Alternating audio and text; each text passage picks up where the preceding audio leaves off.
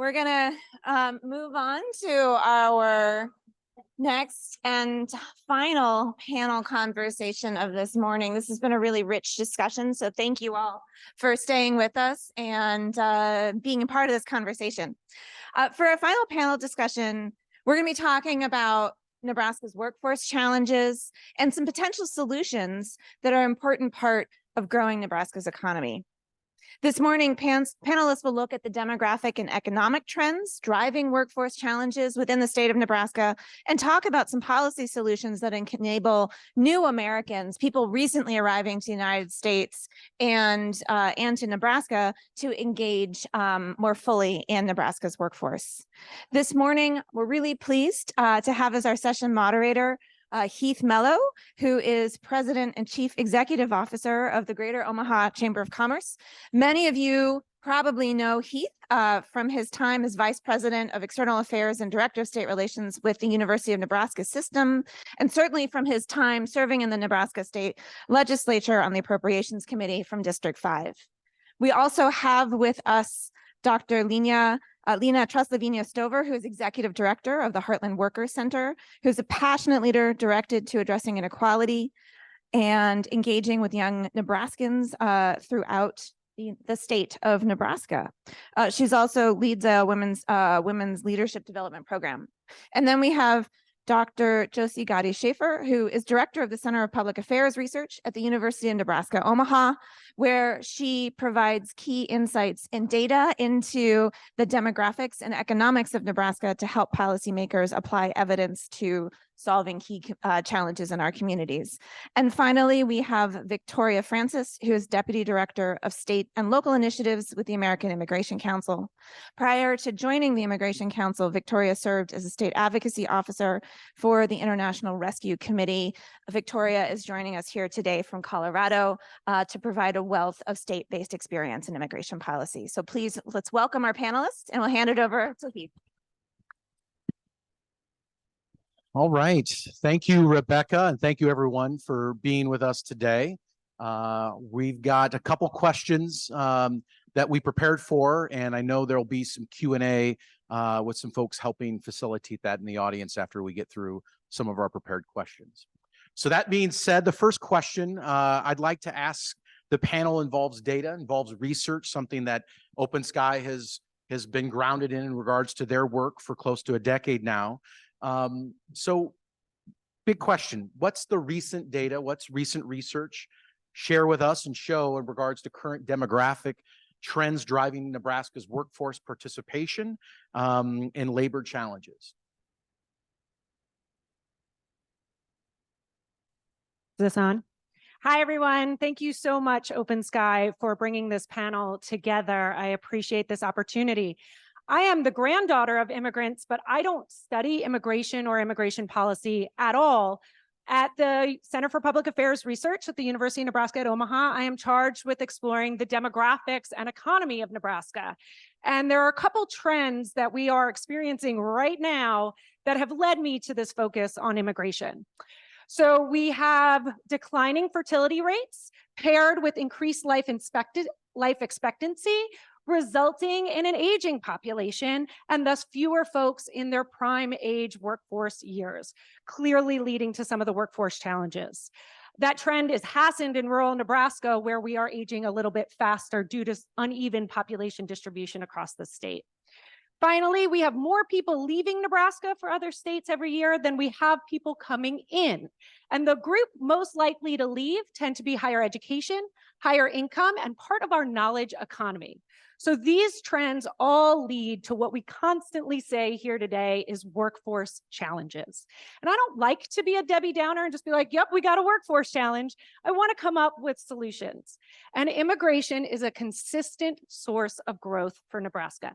It's small. It's especially small relative to other states, and I can talk a little bit more about that, but it is a small and consistent source of growth in a state that is otherwise not going to grow as rapidly as we might hope to solve these workforce challenges. Also, the labor force participation rate of immigrants in Nebraska is higher than the labor force participation rate of native Nebraskans. And for that reason, I think immigration is a solution. We can talk more. And I can add a little bit from the 2021 American Community Survey data, so the census data that they do every couple of years. Currently, immigrants make up about 9.2% of the state's labor force. They contribute over $450 million in state and local taxes, and they make up 10% of STEM workers and a significant portion of meatpacking, processing, and manufacturing jobs. So immigrants are already a huge part of the state's economy. They are already filling vital roles in healthcare, as I mentioned, manufacturing, meatpacking, all these vital industries. And a lot of times it's just talking about the next steps and how to better utilize this talent and understand where there's underutilization and how to really use that existing people who call Nebraska home to bolster existing workforce and economic needs. I want to point out also that when we talk about immigrants, we're really talking about the rest of the world, right? So this is a increasingly diverse population. So the modes of incorporation of every single population is going to vary. So how we welcome Germans in 1920s was definitely defined by the immigration laws of 1920s, which, by the way, in the 20s, you needed to be white in order to be a citizen, just pointing that out. Today, that's not part of the citizenship requirements.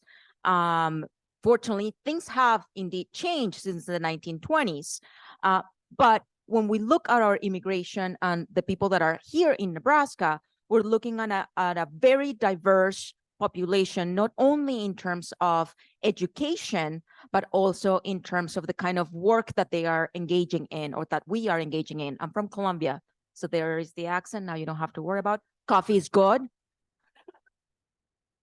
My first joke, somebody was saying I will laugh at my joke, so there it goes, my first joke. And I'll share something because apparently I may be the only immigrant on the table. I've been in Nebraska for 23 years. I have two little Nebraskans. Nebraska is my home, and I became a citizen in 2016. I don't know if that makes me a new American or not new American, knowing that I've spent more life in the United States than I actually did in Colombia. But those are all the intricacies of the immigration conversation that we have here in Nebraska. Well, Dr. Stover, I'm gonna go right back to you in light of your own personal experience being a new American, and maybe sharing a little bit with the audience today what you see are some of the major obstacles that new Americans face in terms of their labor participation in Nebraska, and then maybe go a step further with a couple of our other panelists. Where does state public policy in some form or another, how does that interplay with that labor participation aspect for new Americans? So I'll start and I'll mention a couple that are very, very obvious, right? Language. And there is a couple components in here, and I will talk from my own privilege. I went to a bilingual school in Colombia. So by the time I came to the States, I was ready to go. I was sitting down in a college and learning like my peers with no barriers. Of course, there were some. But that is my example that, as you can probably imagine, that is a very exception of the rule of immigrants that come to the United States, right? We don't all go to bilingual schools. Bilingualism and bilingual schools tend to be private and therefore more available only to a certain part of the population. An interesting component, I'm going to talk here, for example, about refugees. I'm going to use that example on how we also dismiss language as we welcome people into the United States. When refugees are welcome into the United States, they come with a status, right? And they have a year of support from the government. In the year of support, they are strongly encouraged to go get a job. If you're an adult, and let's just pretend you were an engineer in your home country and you fled and you are a refugee, you come in with the status and you're now in Nebraska and they tell you, go find a job. Chances are you're not going to find a job as an engineer, because you are not able to speak the language, to have that interview process, and even just to start, just assume that your credentials are just magically going to be the same. Magically, policy, by the way. Then you are told to get a job. A lot of these people, a lot of refugees are now underemployed in places like meatpacking plants, right? So we have engineers in meatpacking plants, engineers that are not able to speak English in meatpacking plants. And we tell them, in a year, you're good to go. You don't need any more help from the government. But they have bills, and now they are attached to the meatpacking plant as a source to pay the bills. And if they have children, if they have a spouse, when are we going to learn English in that year with all the other changes? We also know from language preparation that immersion works well. And I'll give a props to the University of Nebraska at Omaha, for example. They have a language learners program, eLuno, that is an expensive and very good training in terms of English. It only requires 8 hours for 5 days a week to learn English for a period of about 3 to 6 months. It works fantastically. But not if you're a refugee and you have to have a work. By the way, I'm talking about the refugee because that's the person that has the status. They have everything going in their favor. So language is definitely one of those pieces. The other piece that I'm kind of driving around is the access to information. Let's continue with this engineering professional. How do they even go to ask about how do I find the equivalent of an engineering degree, or how do I get my engineering license from Afghanistan to be a workable license in Nebraska? And there is a lot of hoops in that information, because who credentializes engineers, who credentializes beauticians, who credentializes entrepreneurs? I've heard a couple times that childcare is one of the obstacles for people to also move to the state of Nebraska. Well, what are the processes in which an entrepreneur could develop a childcare facility in any small town in Nebraska? Do we require a social security number? Oh, if you're a spouse of a person that is here on a temporary visa, you cannot work in the United States. So there are all kinds of barriers, and assuming English is not, right? I mean, we're overcome that one very easily. Then access to information is another one. And I think the third one that I've mentioned in one way or another is, of course, the immigration status of the family. I want to mention here that we have about 24,000 families in Nebraska that are mixed status, where at least one member of the family is undocumented. What does this mean? There is a lot of fear in these families that they're going to be separated, they're going to be divided, assuming that because you married somebody that is a citizen, then you're good to go. It's actually a flawed assumption. People have to leave and ask for pardons and engage in the immigration process, which also is costly, but I'm not talking about money as a barrier just yet. So yeah, very simple problem to solve, and a couple policies are going to make it all happen. Thank you. That's a wonderful summary. I can add just a couple of things. And it might be the very credentialed and licensed populations, but it's also recognition of non-credentialed and licensed populations. So you might have been an administrator or worked in marketing, and your degrees just aren't recognized or appreciated in the US. And a lot of times it's education for employers about the equivalency of these trainings. For credentialed and licensed populations, it's often that understanding. It's expensive to have your credentials evaluated. It's expensive to go through the process. And oftentimes when people are faced with going to work as soon as possible to become self-sufficient and support themselves and their family, all these things go onto the back burner. And if there's not options for experiential learning or vocational ESL or on-the-job upskilling, a lot of times those things are not actually realized. So whether it be quick access to understanding the recredentialing process in a new community in a way that is accessible, and even if you can understand the process that you're required to go to if you're a credentialed occupation or licensed occupation, is it accessible for you? Are the programs, is the information set up for you to understand, to navigate? Do you need US-based experience? Will someone look at the experience you're bringing with you and say, you have so many hours, whether it be barbering up to a physician, any other population, you have substantial experience, and this substantial experience counts in our community? Or are you looked at and said, you have experience, we don't think it matches, we're not going to take the time to evaluate it in a meaningful way, and people look the other way, they need to go to work, and they go and they do that. And so a lot of times it's outdated, redundant, bureaucratic procedures that aren't really taking the time to evaluate people on a individual basis. And we can talk a little bit more about that as we talk about policy solutions. But a lot of times it's that clear understanding, and people don't have time to do that. Another thing we often see is access to in-state tuition, especially for refugee populations or special immigrant visa recipients. So those are individuals who worked alongside the US military in either Iraq or Afghanistan, as well as humanitarian parolees. So we saw a lot of Afghans coming into communities in the last couple of years. More recently, we've seen Ukrainians. These individuals don't qualify for in-state tuition. They're treated as out-of-state students despite having not lived in another community. And so if they want to come and continue their education, or they want to start higher education, they don't qualify for that. And so they're faced with the decision of, do I pay out-of-state rates, or do I go find a job? And we all know that life happens. And so once someone steps into that employment process, that employment kind of world, it's often difficult to step back out and go to school as a part-time capacity or full-time capacity.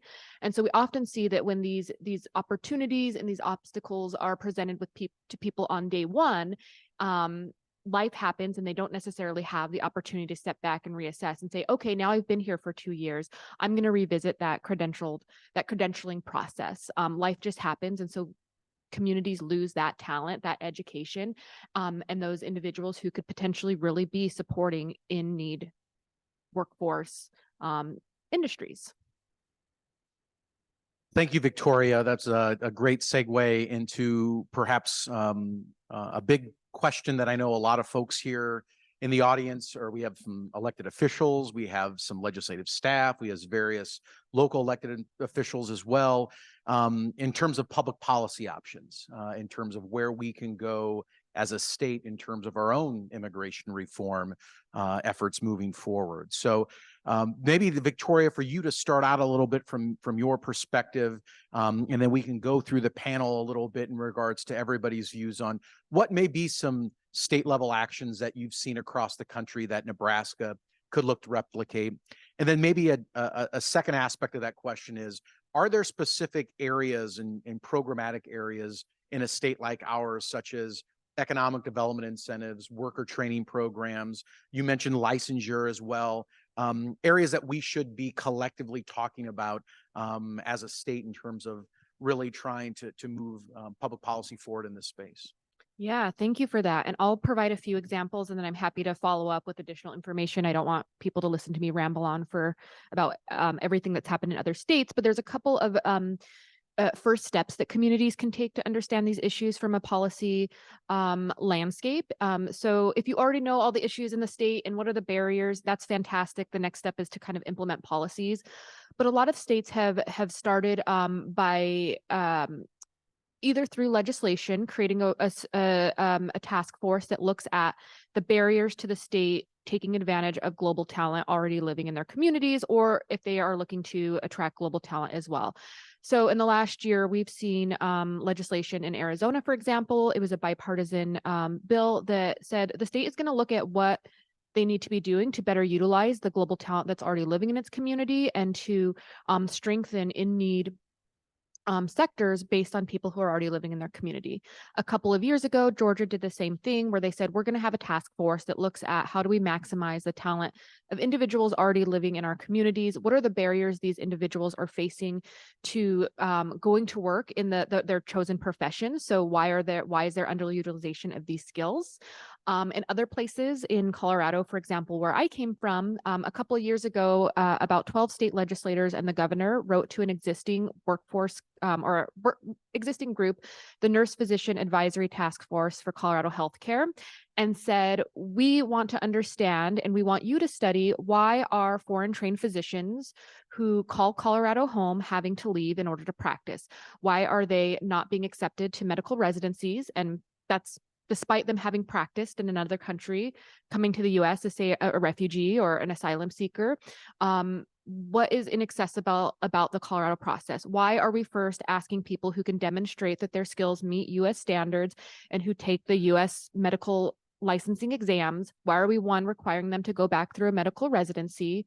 Two, why are these individuals not being able to access Colorado residencies and they're matching to residencies outside of the state? So it's not that they're not matching to residencies, they're matching to residencies outside of the state. What can we do to fix that? And then three, what are the existing licensure obstacles? So they looked at the licensure rules in state statute, and I won't go into too much detail, but it ended up being small words that needed to be adjusted. So what was required versus what a licensing board shall do. So legislation was passed that said, hey, Colorado Medical Board, you have to go through the process of saying what exactly does a foreign trained physician have to do to demonstrate to you that they're qualified to practice here and to access a physician reentry license. So asking for the state to do a review of existing rules and say, is this accessible? Does this still make sense? How do we provide consumer safety and balance that with making sure people have access to the workforce? And do our current policies reflect that? So, there's a couple of examples like that, but I'll go ahead and pause to make space for other people, but I'm happy to share other things as well. All right, I'll mention a couple real policies that are affecting all of us. Housing, and we've talked about affordable housing, but it is imperative that Nebraska really concentrates on creating affordable housing. And I'll talk about probably one of my least favorite programs, which is the temporary workers. And I'll share it because it's what we often see as the low-hanging fruit. If we increase the temporary workers, then everything is going to be great.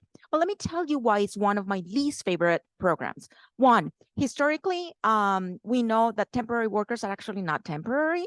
If I look back at the Bracero program, that temporary worker program was only 24 years. If we look at who is in Nebraska and what kind of temporary jobs we have, there are very, very little temporary work that we have to offer. In fact, we have more year-long opportunities. So this idea that we could use temporary workers to support what our communities in Nebraska need is flawed for those two reasons. The other reason is that temporary workers, as the policy stands right now, the worker is the only person that is eligible to work, right? And eligible to get a Social Security card. Their spouse, if they come with them, is not eligible to get a Social Security card. Why does that matter in Nebraska? Sure, let's pretend that they don't need the extra money. Let's just pretend that they're not going to work, okay? How are they going to drive in Nebraska? Because I know that in order for me to take my kid to school in this winter, even if it's 3 blocks away, I'm going to have to drive. And it's illegal, it's my understanding, if I don't take my kids to school. So all of a sudden, that mother, let's pretend, that is not able to get a Social Security card in Nebraska, is also not able to get a driver's license in Nebraska, has to engage in some illegal activity by driving her kid to school. Or not. Either way, they are in a tough situation. We also know that families, the long-term residents, just to your point, that are already talent that is already in Nebraska, they've been here for about 20 years. So it is imperative that we figure out what to do with these 60,000 people that are here when we have 80,000 jobs that we also need to fulfill. I mean, the math is fairly simple and it's not one-to-one, I get it. But imagine if we get the 60,000 people into the job and the opportunities that we have in Nebraska, and that's just a start, right? And I talk about housing conditions. I went the roundabout way because in these temporary work visas, there is an attachment of housing being offered by the employer. And this is very important to me as we move forward in creating policy that attracts talent into Nebraska. When we attach housing to employment and food to employment, this is a very easy formula for exploitation and to create an underclass. If the day that you lose your job, you also lose your home and you also lose your food, ta-da, poverty, I mean, right? And what we have right now in these housing situations, and this is today, and this is in Nebraska, this is reality. Families are living, for example, in hotels, right? Motels, really, to be very realistic with you. And the Department of Labor simply does not have the capacity to keep employers accountable for these living conditions. So there is a self-disclosure from the employer that I just send the picture of the best room, and I tell them these are the rooms that the future employees are going to be at. Well, you know how human beings interact, and I understand there is a bottom line, and we're trying to save money anywhere, but we need to figure out the business model that works well so people are paid. And I took a note earlier, there was a speaker that said something about a good policy is putting money in the pockets of workers. That also applies to international talent. So whatever I can do to encourage Nebraskans to think about not marrying basic needs to employment, the better chances we're going to be to creating independent human beings that are going to succeed in Nebraska.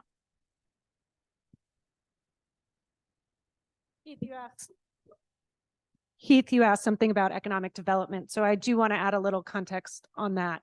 People are economic development. It's that easy.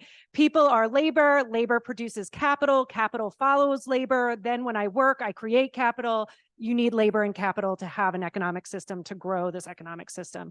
So people are economic development. And the demographic shifts I described suggest we're losing people, right? And we have fewer people here in their prime workforce age than we would like to sustain the system. And so the idea that people want to come here, I really think we should be like smiling and happy and really, really excited by this opportunity, right? Nebraskans are leaving for other states, and still we have folks from other countries willing to come here and work in the labor force at higher rates than native Nebraskans. So it's not that they're just coming here and taking capital, they're coming here and giving labor and thus producing capital. So immigration has this potential to grow the economy. It has in the United States historically many times over. So I think we have a lot of sort of historical policy, other states that are aggressively going after this talent. Well, we're kind of sitting back. And I'll say in the most recent release of that American Community Survey data from the United States Census Bureau, the number of foreign-born individuals in this state dropped. It didn't drop significantly, but it actually went down a little bit. And so that suggests that our sort of sitting back around policy might actually be hurting our ability to do economic development to grow the number of Nebraskans. Dr. Schaefer, you mentioned the states had kind of a long past of getting involved in state immigration related policy, being one of the first states that created an in-state DREAM Act for students to be able to attend higher education institutions at in-state tuition rates, driver's license, professional licenses for DACA youth, immigration reform policy resolutions in the legislature. Where does to some extent the intersection maybe happen in terms of, and this is for not just Dr. Schaefer, it's for everybody on the panel, but where does the intersection that we see as a state in terms of our federal delegation and federal immigration reform come back and hit Nebraska? The Greater Omaha Chamber of Commerce, the Nebraska Chamber of Commerce, the Lincoln Chamber of Commerce collectively have begun an effort to bring in and build coalitions around building some consensus in the immigration reform space. And maybe it's just a big question to see where is that intersecting with some of the data that was shared today, some of the other state policies? Where can we see some compromise maybe in that federal component with what's happening in Nebraska? I'll just add a little piece. Immigration looks very different here in Nebraska than it does in other states. There are 10 million foreign-born individuals in California. It's over 20% of their population. It's 7% of our population and going down. The number of individuals that come into Texas every year looks like our entire population very often, right? And so when we listen to other states' conversations, it's important, but the politics of it is very different because the people are very different here, and what we're sort of seeing in our demographics is really different.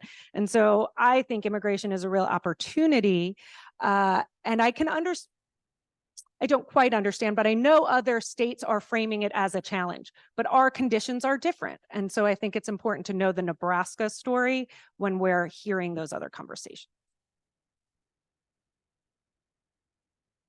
I think that with every gain in policy, like the in-state tuition that you mentioned that passed in 2006, we've also had some step backs, right? To prevent undocumented people, for example, to get public benefits. And for every gain and every step back, then we are creating this web of very complex systems where if a mixed status family needs to engage in any of those things, and I as many of you know, worked in admissions at the university for many years. And there were many families that were very scared of engaging with a public institution, the government, if one sibling was undocumented, because what if they are found out, right? So this mixed status families I think is a reality. I also want to mention that there is a registry, an immigration registry that allows people to file for permanent residency if you enter the country before 1972. I am young. There you go. But I was not even born in 1972. Okay. And that registry, for example, is an opportunity to, if updated, to solve a lot of the issues of the families that are already here. I also want to point out 1972, I wasn't born, I'm still young. 1972, the internet did not exist. So the opportunity to be connected with my home country then and now is very, very different. So the opportunity for recruitment for Nebraska today is outstanding. Imagine what we can do with the immigrants that we have living in the state if they really tell all their friends and families, look what Nebraska is doing, look what we can offer for you. And we welcome the families that are going to be able to take care of all of us as we grow older, because we are growing older, but I'm still young.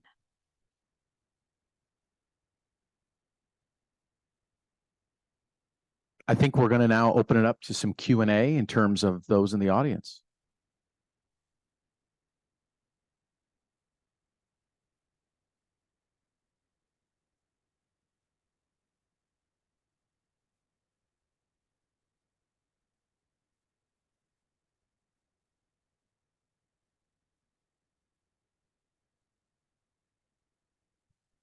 Sorry for a second question, but again, Sarah Keeney, Omaha Together One Community. We are organizing together across the state with the chambers and the Heartland Workers Center advocates to really build two policy agendas. One, a federal policy agenda, to your point of what do we do to influence our federal delegation. I think when you're a hammer, sometimes everything looks like a nail, but I think the real answer is that if there are enough of us coming together around a consensus, we can use that power to influence our federal delegation around things like stability for longtime community members, streamlining those visa programs, improving the temporary ones to give folks an option to move to permanent immigrant status. And at the state level, you know, these are policy investments that need to be made that will probably disproportionately affect immigrant families, but will benefit anyone wanting to move to Nebraska. You know, I'm originally from West Virginia. We talk about brain drain a lot in, you know, a lot of rural states. And the fact is that folks are curious. They want to move. We're never going to retain everyone, but there are opportunities to retain curious people from other places, right? So investing in things like housing, affordable housing, workforce housing, childcare. We learned in North Platte that there's a new sustainable beef coming in 2 years, and people are already calling to find out where the childcare is going to be for their families. Transportation, if you can't drive your kids to work, right? So there are investments that if we do not make these investments at the state level, Nebraska will not benefit from immigration reform at the federal level because they will go places where these investments have been made. So just a comment there. And I think that some of the policy changes that have happened in terms of step back and step forth, sometimes are not ill-intentioned, right? If we want to make sure, for example, that a person that is legally in the United States is able to drive in Nebraska, then at some point we said, oh, we should ask for a social security number. Wait, that actually eliminates a lot of people that are legally able to be in Nebraska, but are unable to drive in a state like Nebraska. If public transportation was everywhere, then this would be a non-issue. But we know that that's not the case. So when we put these bright ideas that we say, well, this way we know that we have, I don't know, we eliminate people from taking public dollars, that the unintended consequence of that might be greater in terms of being a welcoming state. And I will say it, that we need to be intentionally a welcoming state. And that also means, what are we doing in the schools? What kind of training our future professors and our future teachers are getting in terms of this international development of Nebraska, which is so exciting to me to think that we're going to be learning shake a hand or not shake a hand. And it's not just the Nebraska way, right? That, anyways. I can add to that about the intentionality of creating welcoming spaces in a welcoming state. You know, it's very much twofold: is holding members of Congress and our federal delegation and the administration accountable for fair processes and for immigration reform, which I don't think any of us are holding our breath for at this point, but saying these are some policies that impact community members in our state. So whether that be something like an Afghan Adjustment Act or congressional movement on policies that allow asylum seekers who are lawfully present here or legally here to apply for work authorization quicker than 6 months after they apply for asylum. So there are a lot of things that communities locally can do to hold federal lawmakers accountable, while at the same time still saying, okay, well, we want to be welcoming here in the state. And so what policies do we need to put forth? I think, you know, in the last decade, we've seen a lot of trends of states saying we are going to take leadership on immigration issues, even though immigration is a federal issue, is that these are our community members. These are the children in our school. These are the parents we sit next to at children's events. And we have to approach this as a two-pronged federal and state and local as well issue. I want to point out a little bit on these transition times, because I think that we browse over these transition times, right? Sitting 6 months without a work permit. What are you going to do with this 6 months? I don't know how many of us have savings for 6 months to take care of ourselves and our families without a work permit, without a driver's license, because without the work permit, you cannot get a driver's license. You cannot get a social security. Without the social security, you cannot get a driver's license here in Nebraska. So you see the trickle down of one small change could really give all kinds of opportunities for people. In this same situation with these temporary visas, if people arrive to Nebraska and the farm, for example, is not ready to be farmed, they may be sitting in this motel without work, without transportation, without food. So we have issues with basic needs in these transitionary situations that we Nebraskans have to account as logistics of bringing people from abroad to be part of our communities. Howdy, y'all. My name is Andrew, and I'm with the Asian Community and Cultural Center here in Lincoln. I kind of want to elaborate a little bit more on this welcoming piece, because I know we talked about, for example, the in-state tuition that was provided to immigrants in 2006. And then there was a bill a few years later that moved to overturn that. Or we have the DACA driver's license bill, that had to override a governor's veto. And we were the last state in order to move that forward. So with that in mind, thinking about a lot of those barriers, in terms of policy decisions and how we're trying to push and move things forward, and going back to that welcoming piece, how do we, continue to encourage people to engage in these spaces when they are encountering those obstacles every step of the way? When we're looking at long-term grassroots organizing or policy planning, how do we, bring people to the table? How do we invite them and make them feel welcome? And I also want to bring that back to someone I talked earlier about, like, rural communities and how people are leaving those, like, welcoming immigrants and refugees in those spaces. Like, it's welcoming people in their own jobs or their workforce. So, it's one thing for people to live in Nebraska, but, how can people thrive here too? It's an important question, and right, welcoming happens at all of these different levels, and like right here as well. I work with the Nebraska Community Foundation on the Rural Youth Survey, and we ask rural youth every year, what do you like about your communities? What do you don't like? How willing are you to say? And we're actually really surprised to find that students love their communities.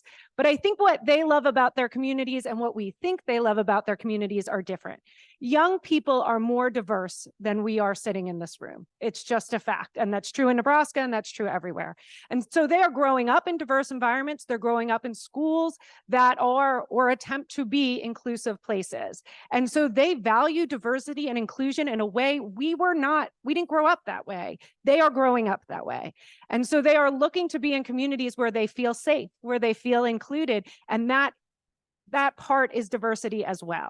And so, right, we are making laws today about the state as we see it, but young people see it really differently.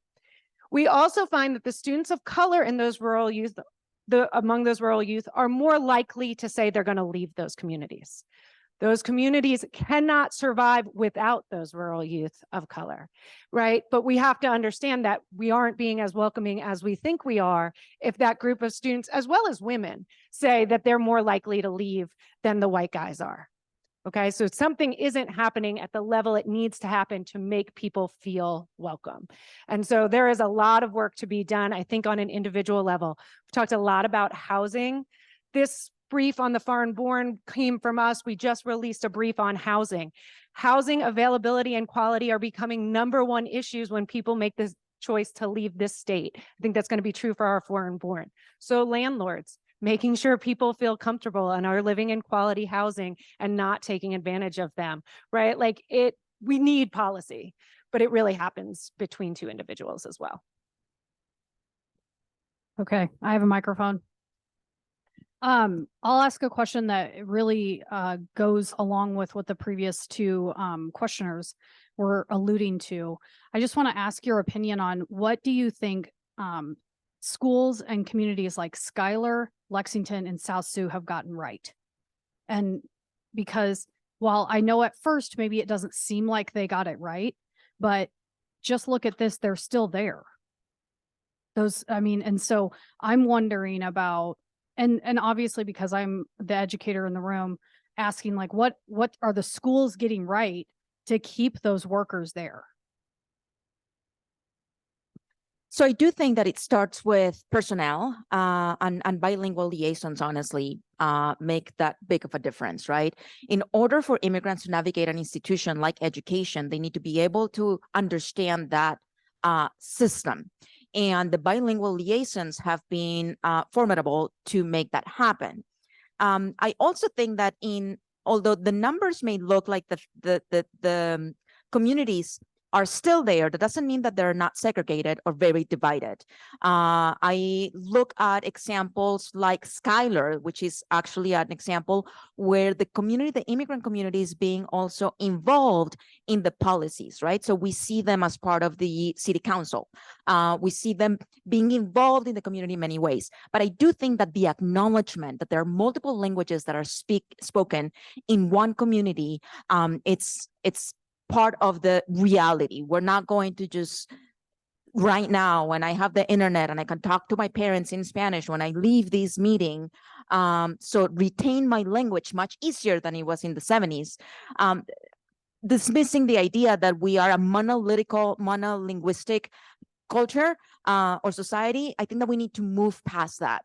And so with this monolinguistic society, we also need to not only in the workplaces, what I see that works very well is when they train, for example, the managers in Spanish and the workers in English, because in an emergency, there is just, in order to keep safe work environments, whatever word comes out, and let's hope that someone understands it, right? But it's this idea that we all have a thing to do in this idea that we need to communicate better, all of us, understand where you come from and you understand where you are now.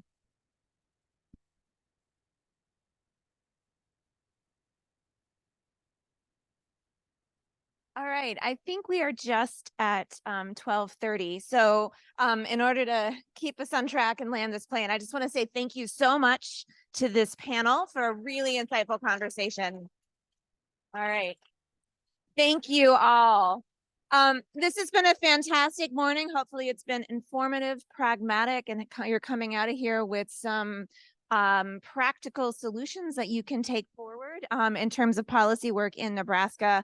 So thank you again to each of you for being here today. I will note we can't do what we do at OpenSky Policy Institute without our supporters. And if you have found the information that you have received here today, we invite you to join our community of supporters. There's a couple of ways that you can do that. There is a QR code on the back of your program that will lead you to a donation link. And we also have remittance envelopes on the table. We are grateful to all of our supporters to build a community of folks who really care about objective analysis to guide evidence-based policymaking.